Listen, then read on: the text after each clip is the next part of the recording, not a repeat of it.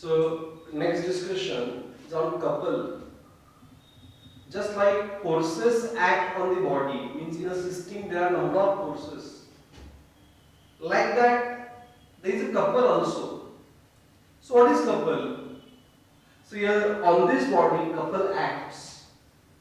So how many forces? There are two. Their magnitude same. Their arrows opposite and they are parallel. Such forces combinedly forms couple. And therefore we define couple as a pair of equal, parallel and opposite forces. Pair of equal, parallel and opposite forces. So under the action of couple is what is state of the body. So let's check by doing some simple calculation.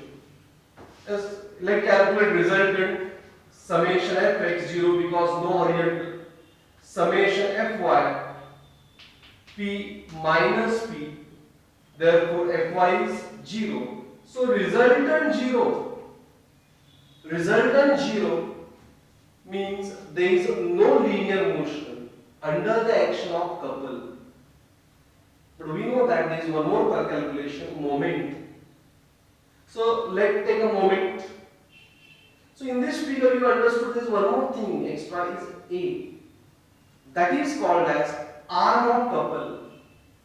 As forces are equal and parallel, therefore definitely there is distance between them.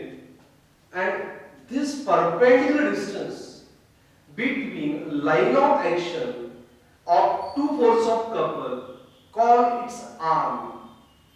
Perpendicular distance between line of action of two forces of couple called its arm of couple. So using this arm, let's take moment. So moment of couple above this point P passes through, this force P passes through this point, moment 0. But this P is not passes through this point.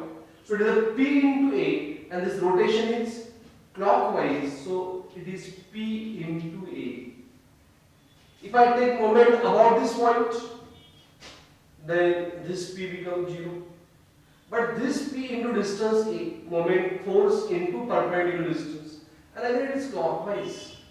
So here also moment P into A. So that indicates a couple have a moment. It is a product of one of the force into arm of couple, and that indicates couple produce a rotational effect. And that's why one can say, okay, a couple is defined as pair of equal, parallel and opposite forces. As forces are equal and opposite, their resultant 0. Therefore, couple produce only rotational effect without producing linear effect. And when couple acts on the body, either it rotates clockwise or anti-clockwise. Accordingly, there are two types of couple: clockwise couple and anti-clockwise couple. So they may ask question in the exam, prove that moment of couple about any point is constant. And for that, here we have a simple case. As we have one couple already we discussed, and magnitude P and A is arm. And by definition, a moment of couple is one of the force into arm, P into A. And just to prove moment of couple about any point is constant, let's take moment of these two forces of couple about C and D. So first of all, take moment of all these forces about C. So we have taken now moment about C. So for C, for force P, point C is on this side. So nature arrow to point and rotation is, it is a clockwise. Therefore plus force P into CV. So plus P into CV, moment of this force P. As for this force P, point is on this side.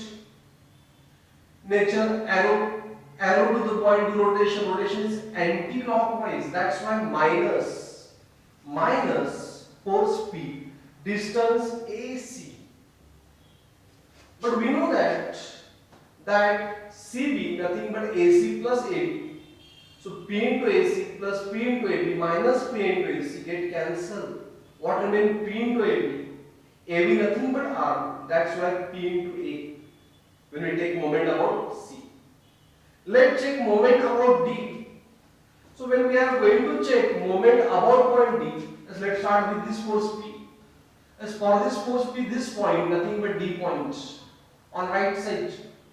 Arrow and do rotation. Rotation is clockwise. So force P into distance AD. So force P into distance AD, and it is a clockwise moment taken as positive. Here force P as point D on this side. Let's check arrow to the point. Do rotation is anti-clockwise minus P into BD. But A is AB plus BD. AB plus BD. So P into AB plus P into BD minus P into BD get cancelled. What remains? P into AB, nothing but P into A. So from equation 1, 2 and 3, as we understood, take moment of couple anywhere in a plane, it always remains constant. That is 1 of the force into arm of the couple. So one of the most important principle of engineering is principle of transmissibility. Indirectly, we are going to use number of times to solve numerical. So what is this principle? Let's clear with this simple example. As we have this as a rigid body, and on which force F is acting at point A. And there are few other points B, C, D, E, where B and C is on the line of action, D also on the line of action, E is not on the line of action, D is outside the body also. So then as per this principle, originally force acting at a point A on rigid body.